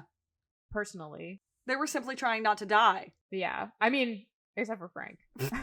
Frank low-key actively died. And so the guy's like, this is my first Father's Day in 18 years without my son. And Sammy's like, that's so funny. This is my first Father's Day with a dad. Everyone just like looks at Frank. They're all like, are you gonna say something? And he literally doesn't notice. And he compliments the wife on the cooking. He's actually being a very nice guest. He compliments the wife on her cooking, and then he grabs a little, like, sip of Sheila's wine, and they stare at him like, what the fuck are you doing? You have a donated liver. What are you doing? He grabs Sheila's wine to salute her, takes a little sip of it, decides, ooh, that's good, gets his own glass, pours a glass of wine busts out his tape measure that he had like in a couple, like the last episode where he's like certain amounts of alcohol a day. Busts out his tape measure and is like, and then he starts drinking the wine. And they're all like, what the fuck? He's like, if I pace myself, this liver will last me a decade. And then the man with the lungs goes, well, fuck it, give me a cigarette. Sheila's like, oh god.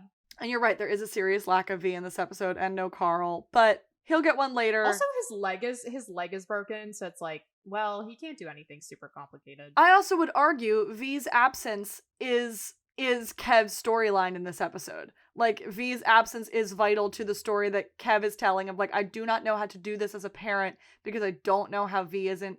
So this is like Kev's side of the story. And also Kev's V's absence allows Kev to build this bond with Svetlana. Yeah. Back at Kev and V's house, Kev returns from the Gallagher pool to find that Svetlana has cut Debbie's once long hair up to her shoulders and put makeup. She did a great job, by the way. Her hair looks great. Right. And Svetlana instructs Debbie to try her seductive face, and so she like flips her hair and stares at him, and he's like, oh my god, that's a child! What are you doing? That's a child! And she's like, she looked good, no? And then he's like, I'm not gonna answer that. And she's like, that means yes. That means yes. And Svetlana approaches him, and V doesn't like... She's like, well... And she has the scissors. She's like, well, V does not like pain, so she stopped breastfeeding. You do not like pain. We cut hair. Like, makes sense to me. Yeah. And Debbie's like, And upstairs at the Gallagher house, Fiona arrives home from the failed NA meeting, and she comes into the room to find Lip passed out on the bed, and she's like worried that he's dead. Like not sleeping. He's like, she like thinks about it for a second. She's like, And she like wakes him up. He's like, oh fuck. And he shows her his fucked up hands from working and explains that he was asleep because he was fucking tired. And she's like, do you want to come drink the pain away with me at a concert? He's like, can't. Gotta meet the guys at the Alibi. It's a work obligation. And then she calls V, and like, because they're besties, and she's like, hey, let's go get drunk together. And V does accept. Yeah. This. I mean, we don't hear her on the other side of the phone, but she's like, okay, great. Like, I'll see you soon.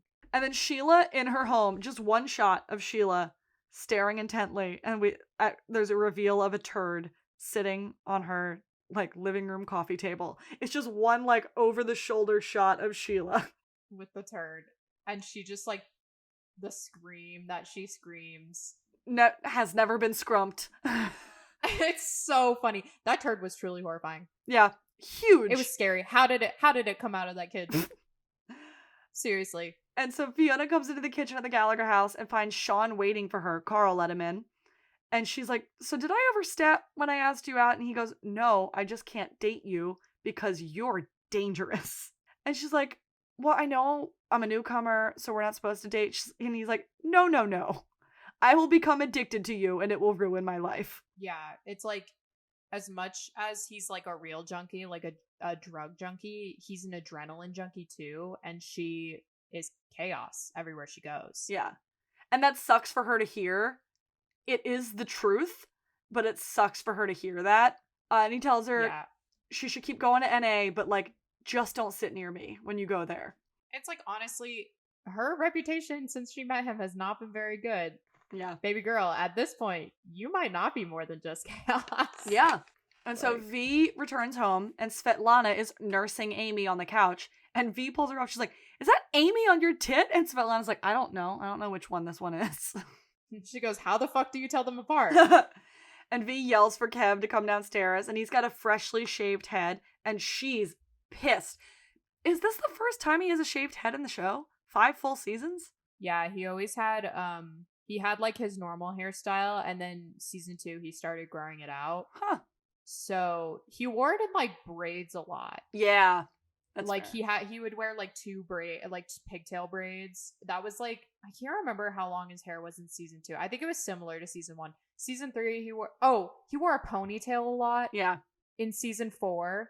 Season 3 he wore a lot of braids. He just had long hair. There was a moment at the park where I couldn't tell if that was his hair and it like just didn't suit him, or if that was a wig.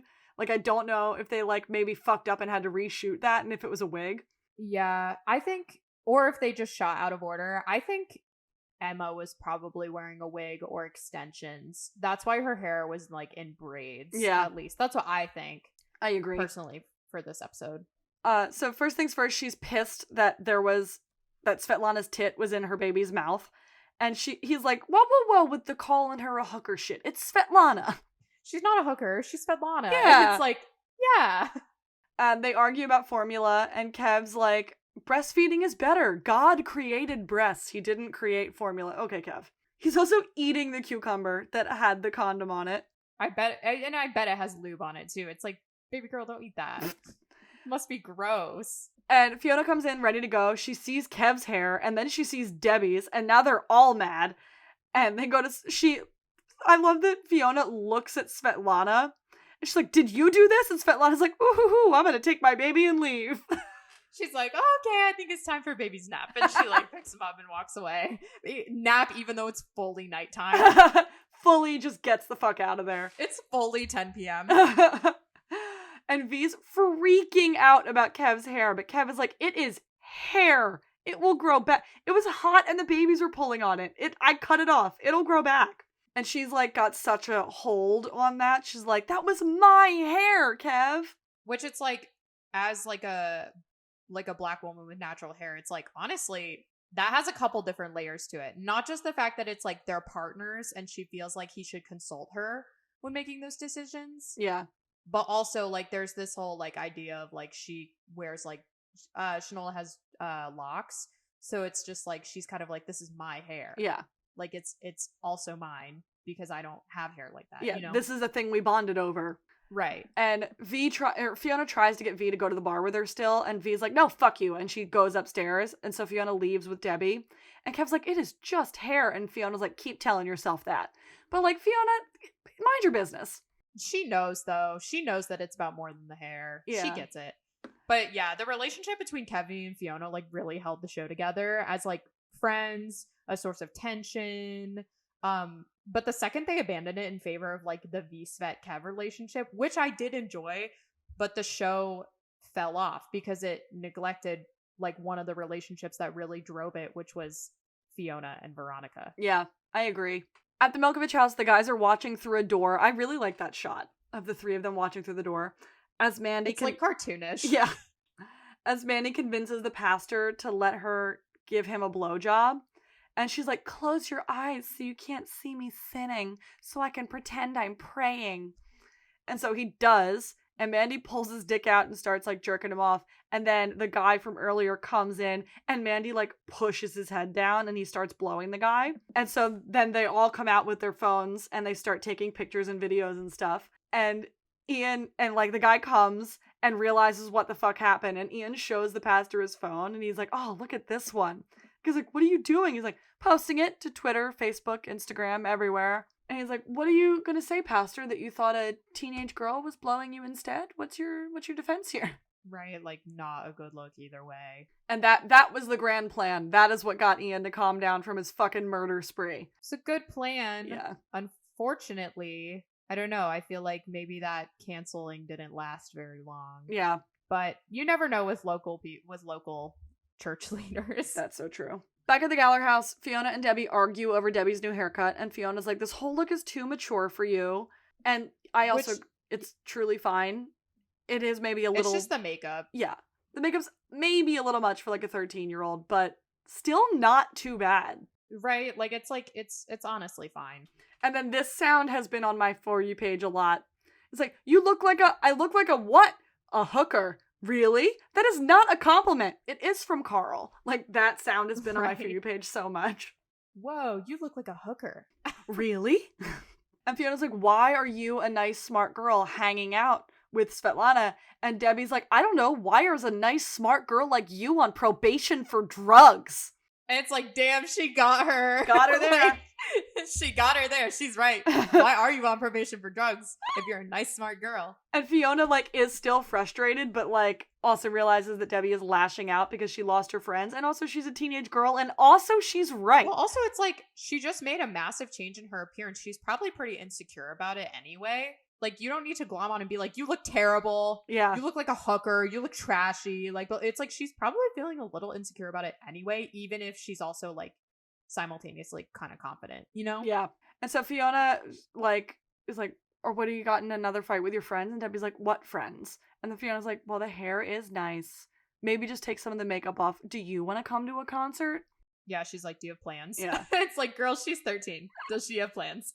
And now Lip and Frank are both at the alibi. Lip gets shit for being late to drinks, but he lies and says he had phone sex with Amanda. The man was asleep. And Frank asks Tommy what they're building on top of the demolished nursing home, and Tommy's like, I don't know, I just knock shit down.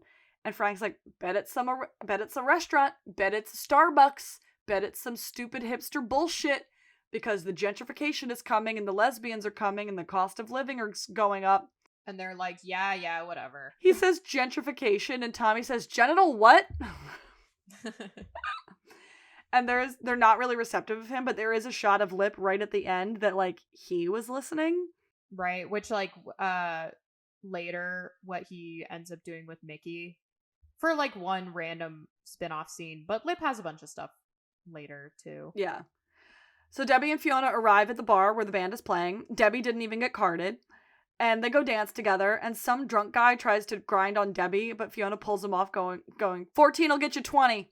Is she 14 now? When did she turn 14?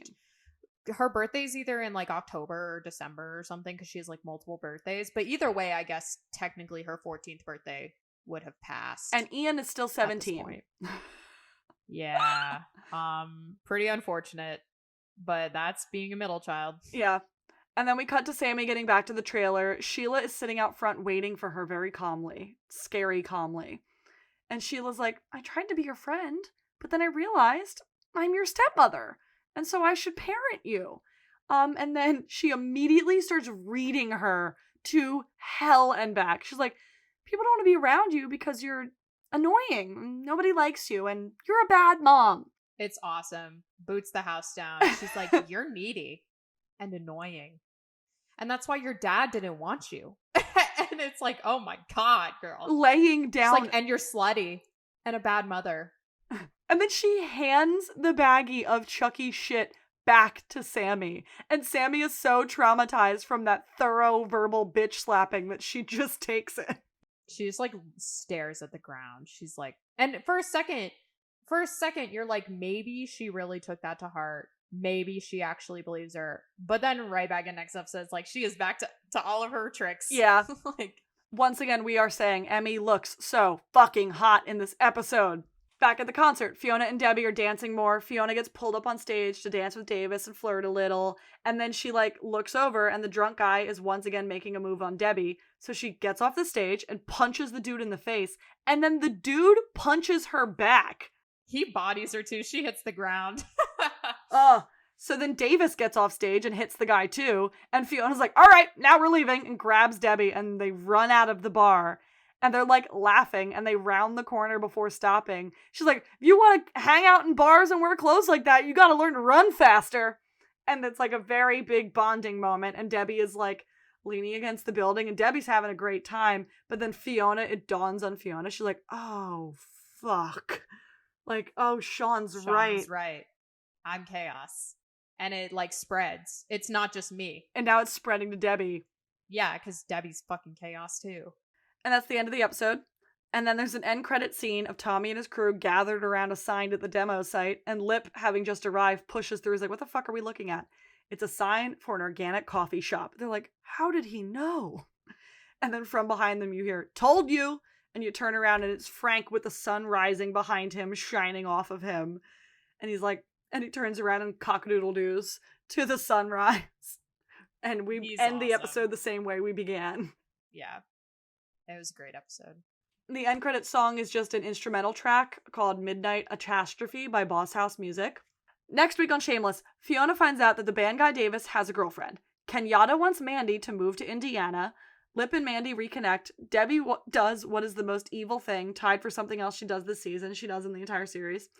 Sheila is test driving an RV, and Sammy attacks Frank. This is what I mean when I say that the promos like spoil the whole episode. Yeah. Like the Davis thing leads to something else, leads to Gus. But Kenyatta and Mandy, Lip and Mandy, Debbie doing what she does, Sheila test driving the RV. It's like, this spoils the whole goddamn episode. Yeah. Like, I know what's about to happen. The only thing is that when Sammy's attacking Frank, it's that final scene. Yeah. You know. And that's the only thing that they don't spoil. This episode of Mandy being used as a sexual tool is like a precursor to her leaving the show because the actress no longer wanted to be used as a sexual tool on the show. She did low-key say that she wanted her character to get killed off, Yeah. though. She was like, Emma Greenwald was like, you might as well just kill my character. Like, just kill me. Just kill me. And they didn't. But then they can't guilt her into coming back for an episode or two later in the series. But then they made her come back as an escort. Yeah. So, but she was like, don't worry, it's like better this time. I'm like chilling and hanging out, and like my clients are good to me. And the whole reason she called me in there in the first place was because one of her clients tried to kill her. Yeah. Cool. Thank you guys. That was awesome. So this episode was really good. I really liked this episode. Season 5 is, I think, the best of the series, and with the exception of like V and Carl not having a storyline in this episode, I think it was really strong for everybody. I do think it's a really strong season, but I think plot-wise, it just can't beat season 4. Season 4 had everything. It was everything to me. It just made huge strides. I think of seasons 4 and 5 as like one big thing. Like, yeah.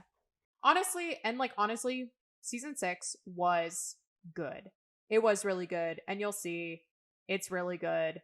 But it does mark like the start of a transition into the more like shitty, slapsticky, silly haha show that we ended up seeing like closer to season 10 and 11.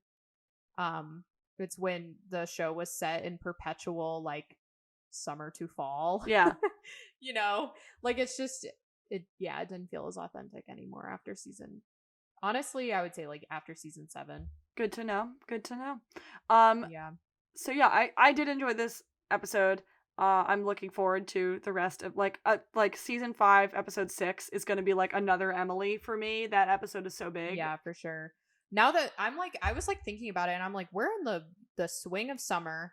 We continue to be in the swing of summer for most of this season, and then suddenly we switch right to fall with episodes like 5 and 6, and because I haven't rewatched this season in a while, I'm like, wait, how do we get there? Yeah. Because I know we do, and I know we get there well, but I'm like, I can't remember like how they transition it. The answer is they don't. Do. No, they really do. Like all the episodes make sense together. It doesn't feel like there's huge time gaps between them. Speaking of huge time gaps, listen, we don't really have a schedule for when we post episodes anymore. It's truly whenever 2 or more of us are available to do this. So sorry about our inconsistency, but you know. Sorry that the pandemic is still happening, but also the workforce is like back in swing. Yeah. And also the world is on fire, and also everything is bad, and we cannot concentrate on anything for a good amount of time because then your brain starts to explode. Dude, deadass, I'm coping. I'm coping. I like have a to-do list of things that I can do. Like this today is what my brain can do. That is it. That is what today has. But thank you for spending a silly little hour or two with us. We're sorry that Evan wasn't here, but he should be here for the next one. We're going to put that out into the universe. Time. We'll just spring it on him. We'll be like, Evan, it's time. It's your turn. It's time to the go. 2 Lisas. Like, it's time. If you want to follow the show on Instagram or Twitter, it is at luckwehadpod. You can email us, luckwehadpod@gmail.com. If you want to support our Ko-Fi or our Bonfire campaign or get a sticker from us, to get a sticker, DM one of our Instas or our Insta or our Twitter. If you want to support our Ko-Fi or our Bonfire and get a shirt, that information will be in the link tree in the bio of all of our socials. You can follow me at abnormalamanda on Instagram or on Twitter, at abnormalamanda18 on Instagram, and at abnormalamanda_18 on TikTok. Lena, where they can follow you? You can find me on Twitter at Durs Holmvik, like the character from Workaholics, except the L is an I.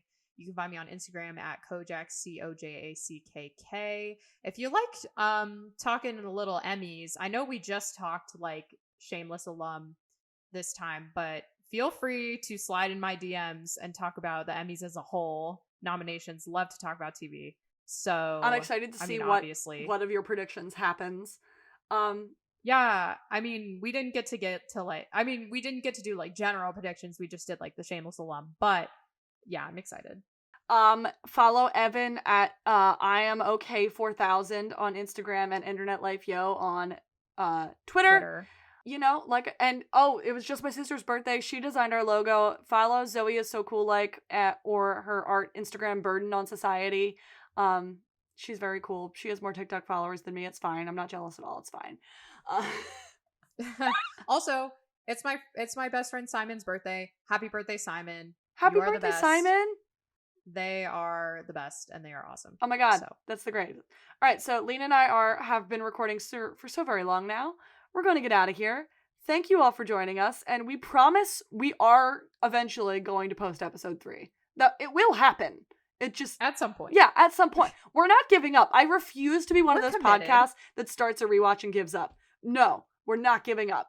It just might be like the long game. The long game. We're playing the long game. We've done 5 seasons in less than 2 years. We've got this. Yeah. Yeah. Yeah. All right. Until next time. Goodbye, everybody. Goodbye. Goodbye.